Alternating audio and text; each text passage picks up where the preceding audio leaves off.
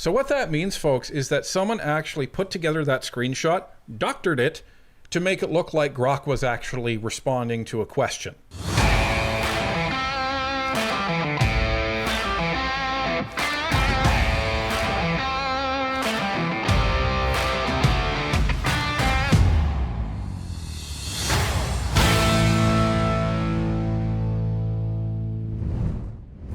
So I think this is one of those topics that gets me really excited because my work as a veterinary technician crosses over to my current work in politics. And my work as IT always seems to come into play somehow.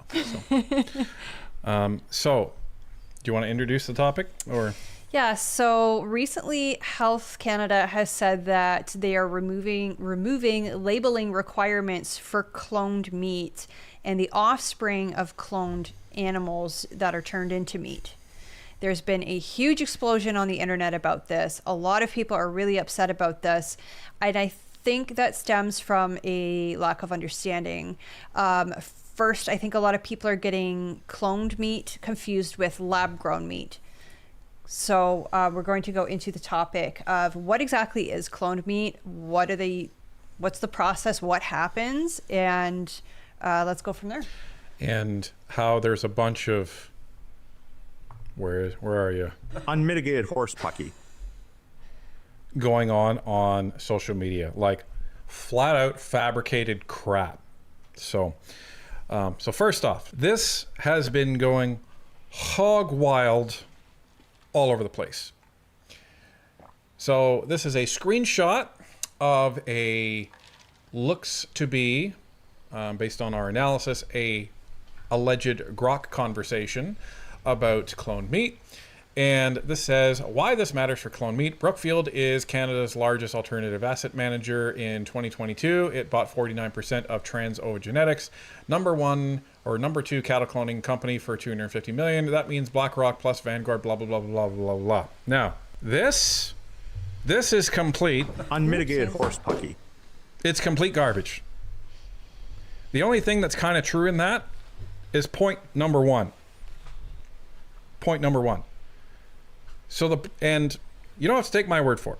This is a SEC filing from July 2022 of when this alleged sale to Brookfield happened. And in this filing, Brookfield is not mentioned at all. There's another company that's mentioned, but it is not Brookfield. This is Grok actually commenting on the screenshot of allegedly Grok giving that answer. And Grok says this is unmitigated horse pucky. So you can see it says in 2022, the claim is Brookfield bought 49% of Trans-Ovogenetics, blah, blah, blah, blah, blah, blah. False. No such deal. Wrong buyer and price. There was no Brookfield acquisition of Trans-Ovogenetics in 2022. Instead, TOG, a US-based leader in bovine reproductive tech, including cloning, IVF, embryo transfer, was fully acquired by Urus Group, a global dairy livestock co-op, on August 22nd, 2022 from Precigen Inc. for $170 million. And then what that means is the next claim about BlackRock and blah, blah, blah, blah, blah. That's not accurate either. And if you don't believe that, here's the actual press release from Precigen on the actual sale where they say who it's coming from. So this is one of the most important ones that we need to call out to debunk. So what that means, folks, is that someone actually put together that screenshot, doctored it to make it look like Grok was actually responding to a question. And somebody out there, either nefarious or domestic, knows that the conservative base is pretty hot about Brookfield and pretty hot about Mark Carney, and they saw the conservative base getting pretty hot about cloned meat, so they decided to put this garbage together and try to get everybody angry everywhere.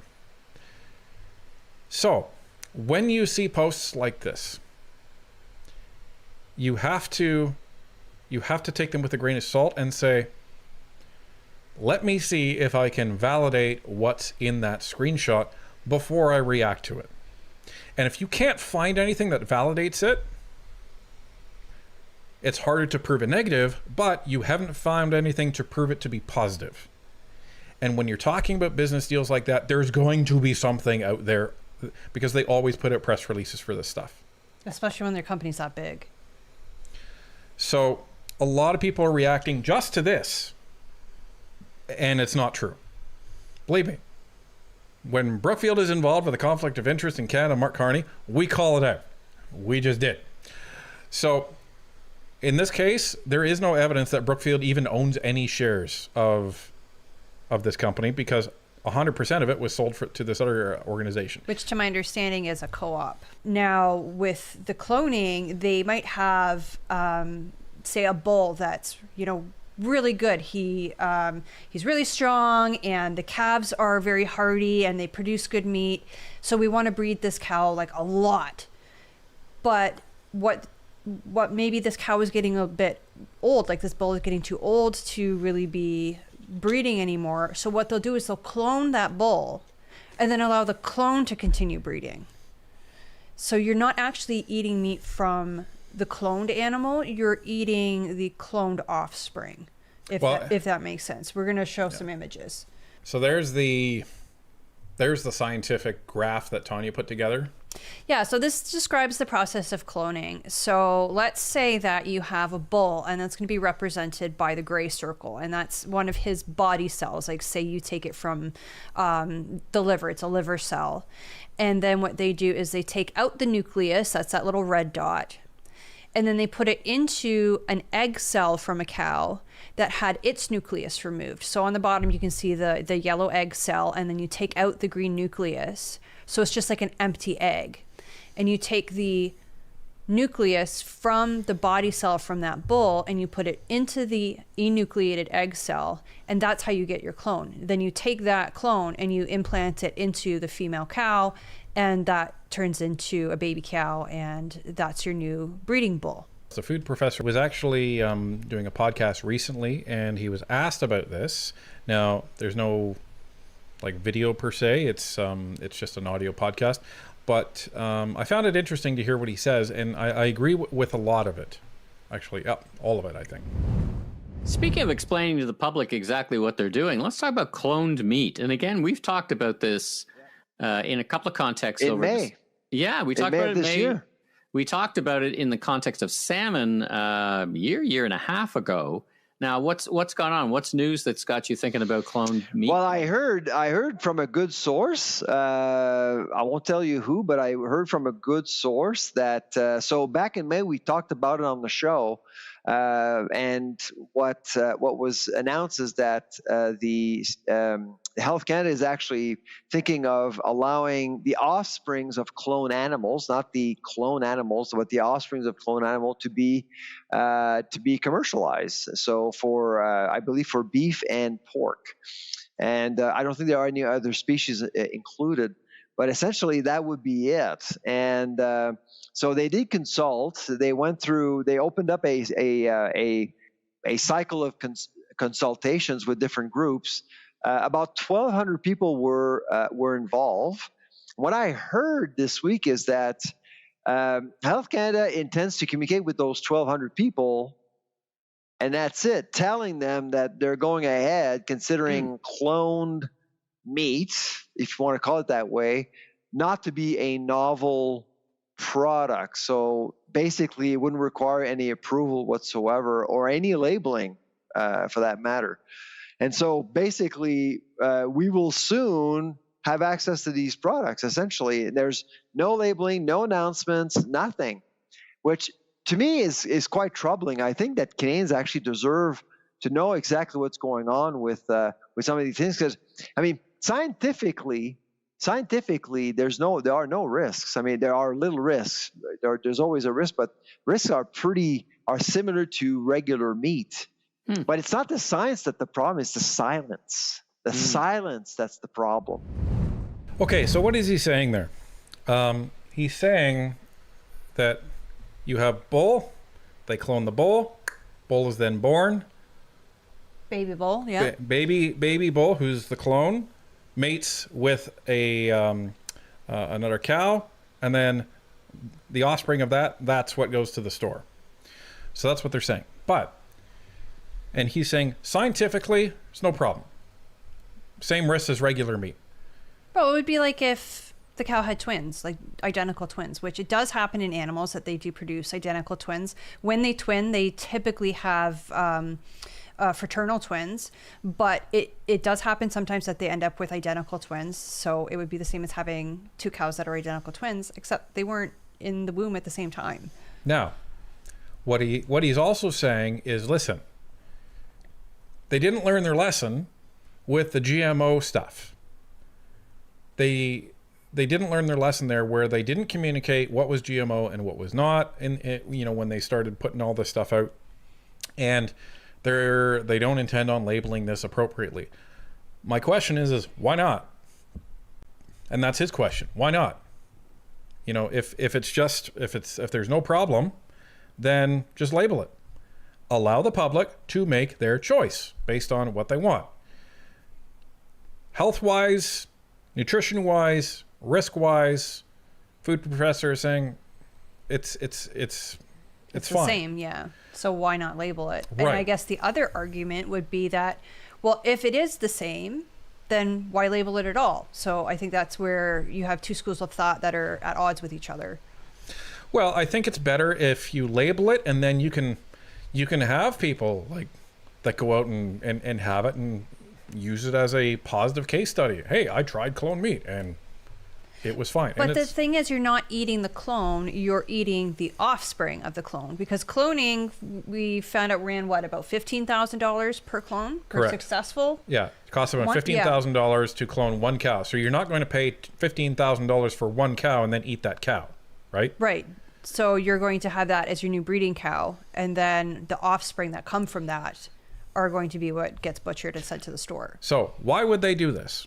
Why would farmers want to do this? Well, let's say you end up with a bull that ends up with a lot of muscle mass, and let's say that bull ends up having a high disease resistance, right, and other genetic traits that are very positive for the farming cycle. So as a farmer, maybe you say, you know what, this bull ended up mating with calves or cows and produced really, really good meat cows. So he's getting old, and I'd love to keep that around because that was very profitable. So I'm going to clone Bobby the bull, and then I'll have him around for a while. So I'm not saying whether it's right or wrong. Just from a business standpoint, that's probably why they may want to do it. So the interesting argument is that humans have been manipulating the genome of animals and plants for a very, very long time, really since the dawn of agriculture.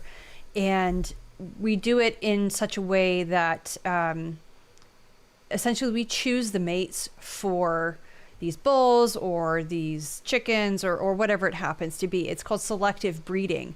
So for example, in horses, if they have a racehorse that's really, really fast, they're going to breed that with another racehorse that's really, really fast. There's actually a horse from the 18th century named Potatoes that is responsible for something like 90% of the thoroughbreds we have today, because his line was so successful genetically that they just kept breeding him and then his offspring and then their offspring and so on and so on. So like 90% of today's thoroughbreds can be traced back to this one horse. So cloning in this matter, it achieves the same thing, but it's like more precise. You're not mixing males and females together to get the desired patterns, and then maybe the baby is something that you want and maybe it's not. With the cloning, okay, that male bull produces really good calves that are excellent to raise as meat calves. So we're going to clone that bull and make sure that he keeps breeding to produce those excellent meat calves. Yeah. So, and now some people may say, well, it's different because selective breeding is more of a natural process, whereas insemination and nuclei farming is an unnatural process, and that's a philosophical debate you can have. I don't know if I figured out whether I'm good with this one way or the other, but what we wanted to do is make sure you had all the facts of what is going on and what is out there and what the food professor says. He says there's no risk. I would like to see labels out there, and see what happens, because one of the potential drawbacks of this is if you're a farmer and you can't afford to do this, perhaps over time you're actually priced out of the market because your stock just can't compete. I don't know. Maybe that's a potential long-term repercussion. Well, and another long-term repercussion is if, say, like 50 years down the road, you keep cloning the same bulls and all the offspring are genetically like brothers and sisters, then what happens if some disease rips through the whole herd? And then because maybe all of Canada has been using this, then the whole food chain is just decimated because of this disease. So that would be a risk as well. Someone's asking, I'd like to know how he knows that. So the food professor, he studies all things food. He studies FDA filings, FDA rules, policies. He studies the science behind them, and he's an authority when it comes to some of this stuff. So, but I agree that I think there should be a label out there, because it would show people which meat is all natural versus, because it's not even clone, but I don't even know what you would call it, but offspring clone meat. But one thing that a lot of people are getting the impression out there is that this meat is grown in a lab, as Tanya said earlier. That's not what this is. That's not even allowed. Like you can't put that out there yet. And I saw one video of someone trying to claim that their meat was 3D printed in a lab. You can't sell that yet. Like, that's illegal to sell. So if you think that that's what you bought, report that to the authorities, because that's illegal. You can't sell that. So that's what we have on the whole deal with the clone meat. It's very different than what people are saying, but if you go back to the beginning where people were trying to rile everybody up just on the Brookfield thing, start there and ask, why? Why are you deliberately lying to everybody? And then the problem is they go from that to then jump to, oh, you're eating, contaminated meat. This meat is full of antibiotics. This meat is full of cancer. It's like there's all these leaps that people want you to jump to and believe. So try and stay grounded in the facts. These are the facts that we found. The links are in the description for this, and haven't made up my mind on it yet, but it doesn't really change where I'm going to shop, because we're going to shop at our local butcher that is near us, because we want to support local. So that's all there is to it. But interested to hear what any of the farmers may have to say about this. Farmers may be in favor of this. Maybe it saves them money. Maybe it. I think perhaps in the long run it would, because if if you have a breeding bull and the traits in that bull are desirable for breeding, you're not breeding for generations and generations to try to get another copy. Like, you have it and you can copy it exactly through cloning. So maybe it gives, I don't know. But there it is. And we'll see how this plays out in the weeks and the months ahead. But the Canadian Food Inspection Agency should listen to the advice of, listen, you went through this with GMO, just frickin' label it. Well, there are some interesting things about the GMO and not being labeled. I recall reading a while back that this particular grain that they were using for cattle feed, they had used CRISPR to take a gene out and put a gene in from soybeans that allowed whatever this grain was to be more hardy. And when they fed it to the cows, and then people ate those cows, if you had a soybean allergy, you would be allergic to that meat. And so that's why they should be labeling GMO stuff. Yep. And people have a right to know where their food comes from. So put a label on it.